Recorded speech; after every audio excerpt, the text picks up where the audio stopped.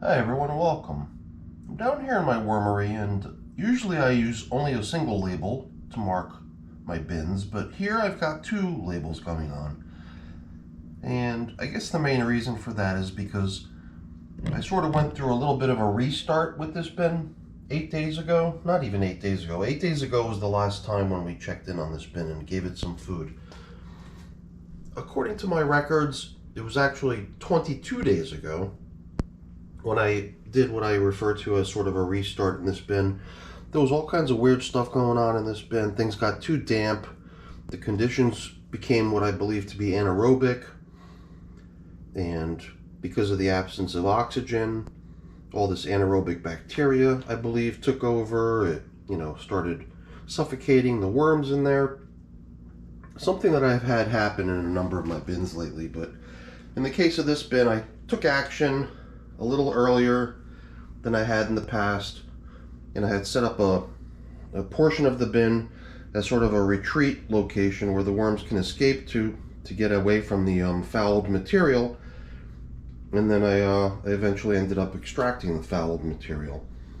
So I really kind of decided that rather than just continuing to go with the original launch date of this bin, which would at this point put it somewhere in the neighborhood of about 3 months old, it made a lot more sense at this point to treat this as a bin that really started when that new material had been loaded in there. And that's the reason that I modified its start date to be not the end of March, but rather the beginning of June. So after 8 days, it seemed like it would be a good idea to come in here and consider giving this bin its second feeding. Because 8 days ago, it got some food. It even got some worms added to it out of its corresponding worm nursery. And as far as I could tell, there's about 1,000 hungry mouths to be fed in that container. So we're going to check in on it today and see how it's coming along. And if need be, we're going to add some food. So let's get to work. Now, I've definitely got to admit that the estimated worm count in this container is probably way optimistic. I think on each account I tried to give this bin the most optimistic worm count that I could. So if we go in here and we don't get the sense that we're looking at a bin that has 1,000 worms, part of it could be because of my attempt at just trying to maintain a positive attitude, try to send this bin some good vibes. Not to mention the fact that the most recent addition of worms was the extraction of the baby worms out of the bins. The bin that this used to be, what would have been the 90-something day old, 3-month-old bin, that bin's corresponding cocoon nursery. So some of the worms that came over could have just been pretty much newborns and babies, which might not be so visible. So now some people might comment on the plastic covering of this bin, and it's true. It's covered with plastic, but it won't be for long. It's just that when I've got a brand new bin like this one, I worry a lot about the really loose, dry materials that make up the bin. I worry about them losing their moisture to evaporation. But now that the summer months are rolled in and we've got ourselves some really humid weather, I'm not worried so much anymore about evaporation. But I worry about the evaporation in a bin like this mainly because of the consistency of the material. I mean, I saw one worm. I kind of tried to show it off there a little bit while I was talking earlier.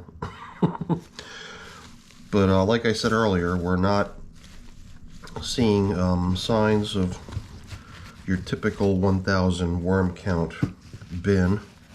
At least not yet. Maybe the worms are just hanging out somewhere else. But that initial probe down the edge of the bin didn't really yield a whole lot of worms, just that one. There's another one. There's another one right there. Now the material is starting to look a little bit more like castings, and there's a bunch more worms. Okay, finally. I was growing concerned. the material here looks pretty nice. We got a couple more little baby worms cruising around here and there. That's pretty cool. Yeah. So this wasn't going to take very long. It was just the intention of coming down in here and applying a little bit of food. So I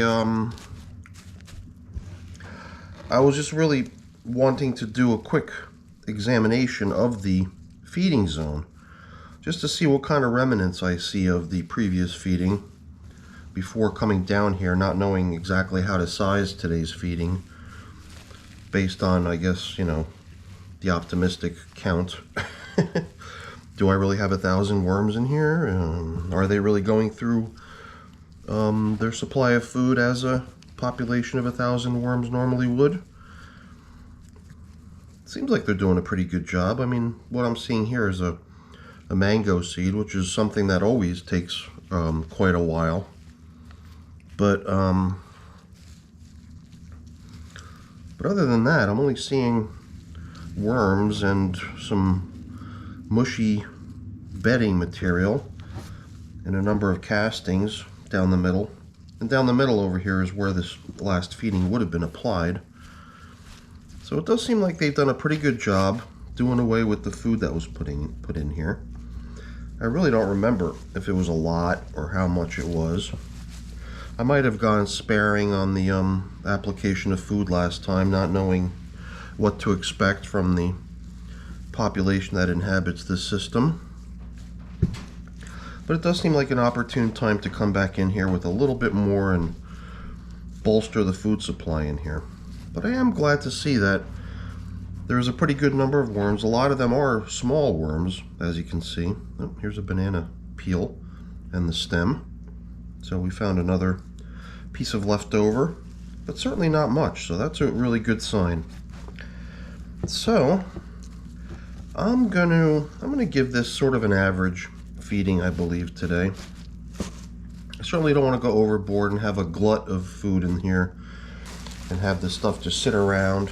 Maybe I'll shoot upstairs really quick just to give myself a quick glimpse in the video from the last time we checked in here 8 days ago, just to see how much of a food portion had been applied in here and give them a similar amount, because it did seem to be a good quantity that they did away with in about a week's time. This seems like a good quantity. If it, you know, worked for that period of time, it should work again for another week or a week and a half again.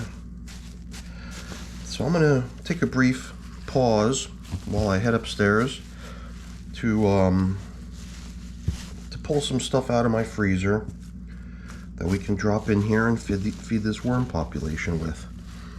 And I've also got a pretty good supply of different types of bedding over here on the side. So I think while we're at it, we're also going to even further build up the environment here by adding a whole bunch more bedding to go hand in hand with that food. So let me just make sure I don't have any hitchhiker baby worms on my glove before I pause here. I do not. Good. So we're going to take a short break and I'll be right back with some food. So it seems like a lot of food, but what's over here is really just a jumble of leaves, stuff that doesn't really amount to much if you think about it.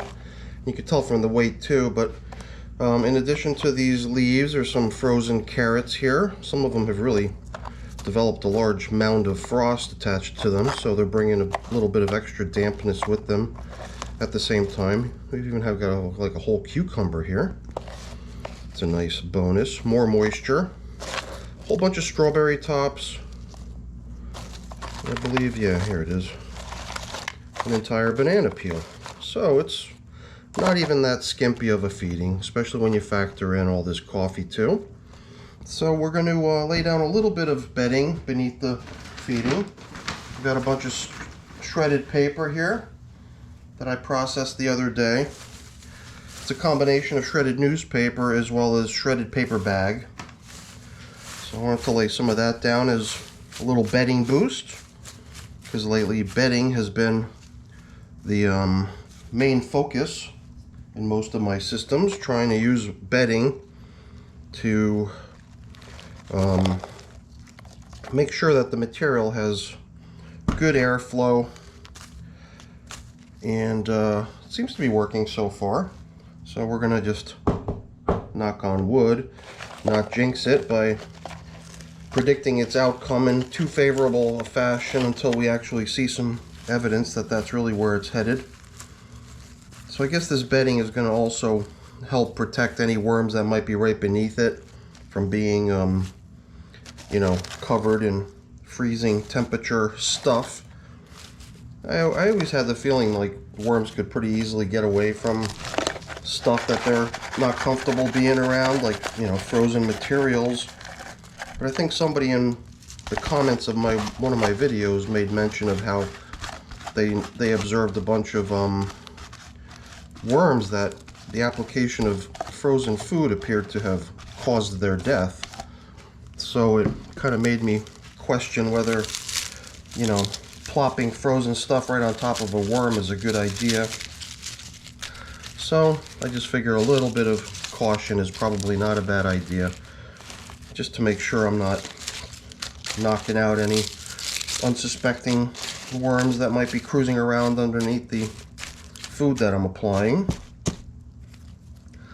So we've got ourselves a pretty nice application of food here. Not too much. Seems like a pretty good amount. I've got a little bit of grit left here in this container. Luckily, I've got a larger container with a whole bunch in it, so I'll be able to replenish my supply pretty readily. I think we'll just give them what remains in this container. That's a pretty decent amount as well. And the last thing we're going to add is this coffee. So it's a pretty decent feeding, if you ask me. And one thing I noticed that this bin did not have yet was a indicator to show where we last fed. So I think we'll just repurpose this coffee filter here to do just that. We'll position it right over where the feeding was added, but we'll do so after we've done some covering up here. So let's start bringing in all of this existing material and get this thing covered back up. And I like to do so in a way that makes it all look like a nice natural environment. So if I find stuff like this piece of cardboard, even though it kind of blends in with the leaves, lately I've just been trying to take the manufactured type materials and try to position them out of view so that I've got a nice natural looking space in my bin when I first open it up. It's just a cosmetic thing, certainly a cosmetic thing, but I like it. I like the way it looks when I pull into a new bin and it's all leaf cover on top. It might not be possible every time if there's a huge abundance of cardboard and paper like a bin like this has. But since we did a kind of a top covering of leaves last time, we do have a bunch of stuff that we can sort of camouflage all of the paper and cardboard with here, luckily. Well, perhaps not all of it. A pretty good amount of it. And, you know, the moisture level is definitely nice in this container. Everywhere I probe around, I could feel that everything's got a good dampness to it. And I believe that that's attestable to having that plastic covering on here. But I don't want to jump the gun on removing the plastic on this container quite yet. So I think I might have hinted at the possibility of removing the plastic covering on this go around, but I'm torn, you know. I'm just wondering if I might end up with material in this bin that ends up becoming a little bit too dry if I do that at this stage. But you know what? Why don't we just take a leap of faith? I think I will. A little dose of optimism rather than trying to coddle the environment. Let's try that instead. So yeah, I'm going to begin by marking the feeding area with this coffee filter, show where we last fed. We'll return this piece of newspaper as an initial top covering layer, and rather than replacing this bubble wrap that was covering the top originally here, I think we're going to upgrade. I think we're going to go ahead and we're going to locate a piece of cardboard that we could place on here in its place. And I think that that'll probably be adequate to keep the moisture in here. So let me go see what I can round up. Yeah, here we go. Pretty nice piece of cardboard, pretty much made to order, perfect fit. Even provides a little extra ventilation over here down the middle, including around the edges. So I think this bin is off to a pretty good start, even though it might not have quite as many worms in it as I'm estimating, or who knows, maybe it does. I think it'll eventually, it'll grow. There's plenty of room in here by giving them lots of extra bedding each time, increasing their space in which they can move around. I think they'll just get into that amorous mood and start, you know, reproducing and multiplying, and, you know, they'll be able to refill this space pretty quickly, I think. Well, we'll see. Let's just be optimistic. Alright everyone, that's it for today's video. Hopefully you enjoyed it. If you did, please remember to leave me a thumbs up. That's always really appreciated. If you haven't done so already, please also consider subscribing to the channel too. That's really appreciated as well. Alright everyone, thanks for watching. Have a great day.